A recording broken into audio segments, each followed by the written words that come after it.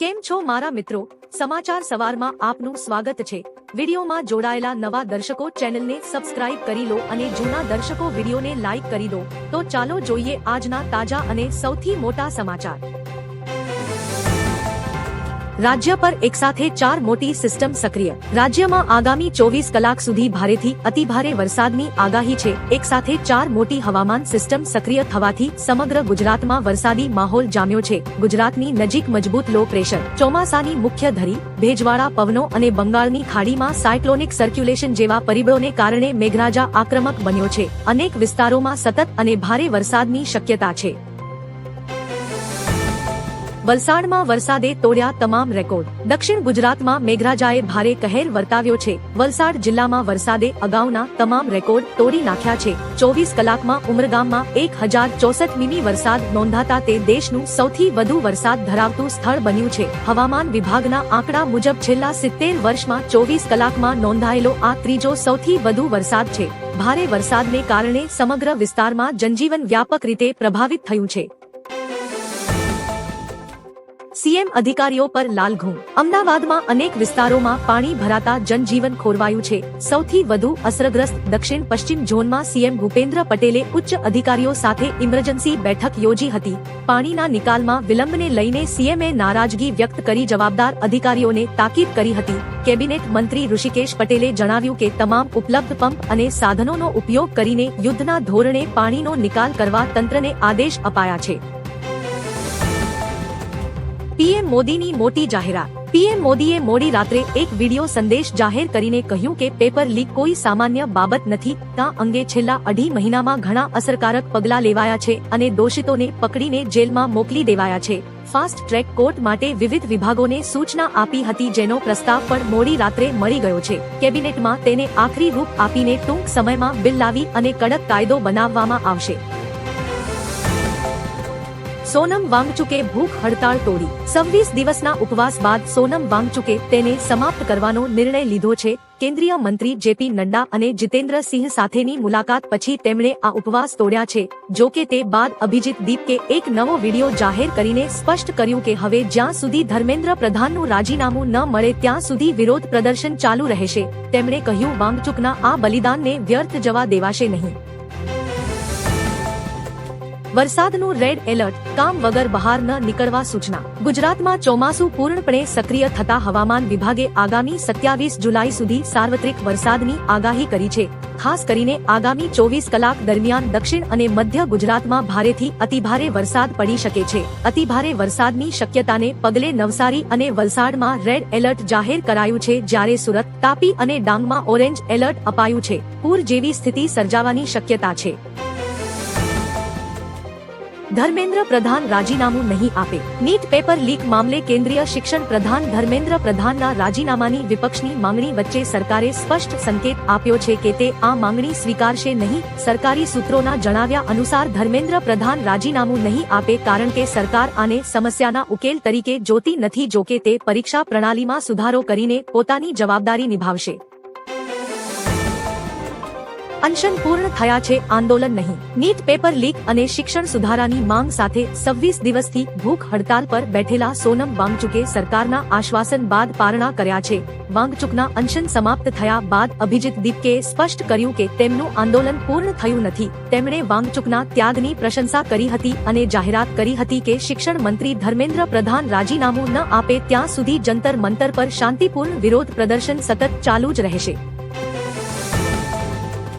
અમદાવાદમાં આજે પણ રજા જાહેર। અમદાવાદમાં ભારે વરસાદ અને આગામી સમયમાં પણ ભારે વરસાદની સંભાવનાને ધ્યાનમાં રાખીને તંત્ર દ્વારા મહત્વપૂર્ણ નિર્ણય લેવામાં આવ્યો છે। વિદ્યાર્થીઓની સલામતીને પ્રાથમિકતા આપતા આવતીકાલે પણ અમદાવાદ શહેરની તમામ શાળા અને કોલેજોમાં શૈક્ષણિક કામગીરી બંધ રાખવાનો નિર્ણય લેવામાં આવ્યો છે। વાલીઓ અને વિદ્યાર્થીઓને તંત્રની સૂચનાઓનું પાલન કરવા તેમજ વરસાદ બિનજરૂરી બહાર ન નીકળવા અપીલ કરવામાં આવી છે। મોદી સરકારની મોટી એક્શન. વિદ્યાર્થીઓના વિરોધ પ્રદર્શન વચ્ચે ઉચ્ચ શિક્ષણ સચિવ વિનીત જોશી પર ગાજ પડી છે. પીએમ મોદીના અત્યંત નજીકના માનવામાં આવતા અધિકારી જોશીની ત્વરિત તબદીલી કરીને તેમને પંચાયતી રાજ વિભાગના સચિવ બનાવવામાં આવ્યા છે, જ્યારે તેમની જગ્યાએ પશુપાલન સચિવ નરેશ ગંગવારને નવા ઉચ્ચ શિક્ષણ સચિવ તરીકે નિયુક્ત કરાયા છે. આ સિવાય ટીકે અનિલ કુમારને નવા શિક્ષણ સચિવ તરીકેની જવાબદારી આપી છે. સંસદની કાર્યવાહી સોમવાર સુધી સ્થગિત. વિપક્ષના સતત વિરોધ અને હંગામાને કારણે સંસદના બંને ગૃહોની કાર્યવાહી પર અસર પડી હતી. રાજ્યસભા અને લોકસભામાં વિપક્ષી સાંસદોએ વિવિધ મુદ્દાઓને લઈને જોરદાર વિરોધ નોંધાવ્યો હતો, જેના કારણે ગૃહમાં કામકાજ સરળતાથી ચાલી શક્યું નહોતું. સ્થિતિને ધ્યાનમાં રાખીને બંને ગૃહોની કાર્યવાહી સોમવાર સુધી સ્થગિત કરવામાં આવી છે. વિરોધ વચ્ચે સરકાર અને વિપક્ષ વચ્ચે તણાવ યથાવત જોવા મળ્યો હતો.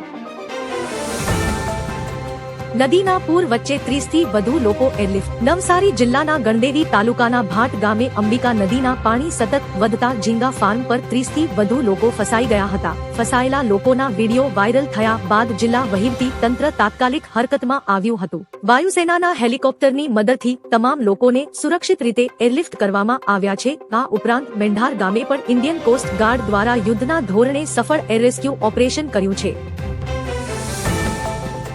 વલસાડમાં જળ પ્રલય થતા હેલિકોપ્ટર આવ્યા. ભારે વરસાદથી વલસાડ જિલ્લામાં સ્થિતિ વિકટ બની છે.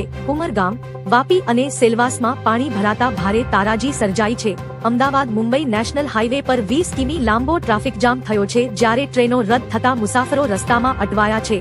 એનડીઆરએફ, એસડીઆરએફ અને કોસ્ટગાર્ડના હેલિકોપ્ટર દ્વારા યુદ્ધના ધોરણે રેસ્ક્યુ કામગીરી હાથ ધરાઈ છે.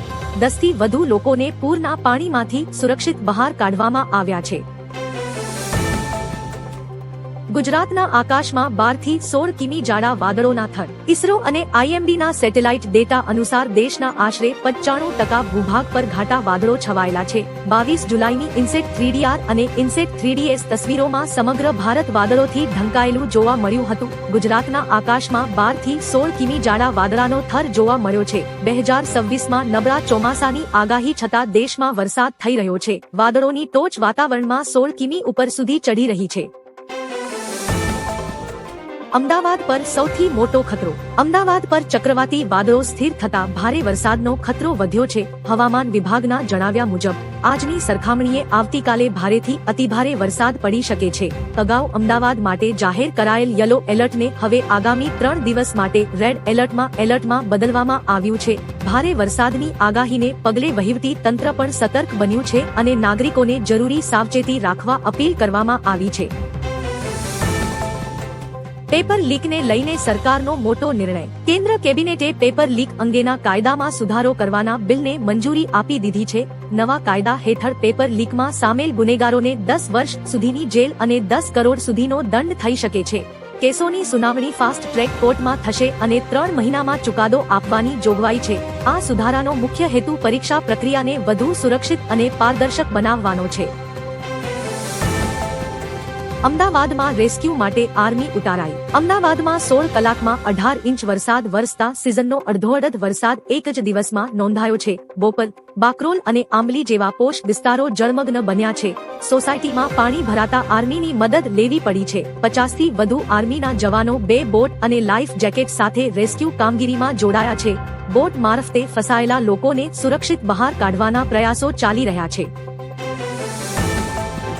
સીજેપી અને નિહંગ શીખો વચ્ચે હિંસક અથડામણ. દિલ્હીના જંતર મંતર પરથી વિરોધ પ્રદર્શન દરમિયાન ભારે ધમાસાણ અને હિંસક ઝઘડાના દ્રશ્યો સામે આવ્યા છે. અહીં કોકરોચ જનતા પાર્ટીના પ્રદર્શનકારીઓ અને નિહંગ શીખો વચ્ચે કોઈ બાબતે ઉગ્ર વિવાદ થતા સામસામે ઘર્ષણ અને હાથાપાઈ થઈ હતી. આ અચાનક થયેલી અથડામણ બાદ ઘટના સ્થળે અફડાતફડીનો માહોલ સર્જાયો હતો. સ્થિતિને નિયંત્રણમાં લેવા ભારે પોલીસ કાફલો તૈનાત કરવામાં આવ્યો છે.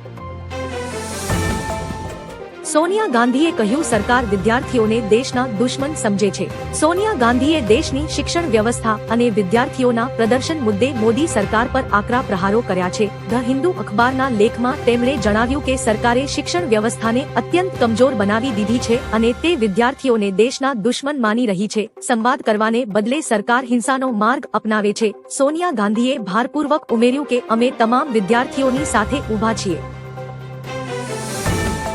ટ્રેડ વોર વચ્ચે ટ્રમ્પે ભારત પર ઝીંક્યો 10% ટેરિફ। અમેરિકી પ્રમુખ ટ્રમ્પે ભારત સહિત 60 દેશો પર 10% થી 12.5% સુધીનો નવો ઇમ્પોર્ટ ટેરિફ લાગ્યો છે। બંધુઆ મજૂરીથી બનતા સામાન પર કડક નિયંત્રણ ન લાવવા બદલ આ પગલું લેવાયું છે। નવો ટેરિફ જૂના 10% અસ્થાયી ટેરિફનું સ્થાન લેશે। આ નીતિમાં ભારત, બ્રિટન સહિત 18 દેશો પર 10% જ્યારે ચીન સહિત 38 દેશો પર 12.5% જકાત લાગશે। સુપ્રીમ કોર્ટના આંચકા બાદ ટ્રમ્પ સરકારે કલમ 301નો ઉપયોગ કર્યો છે।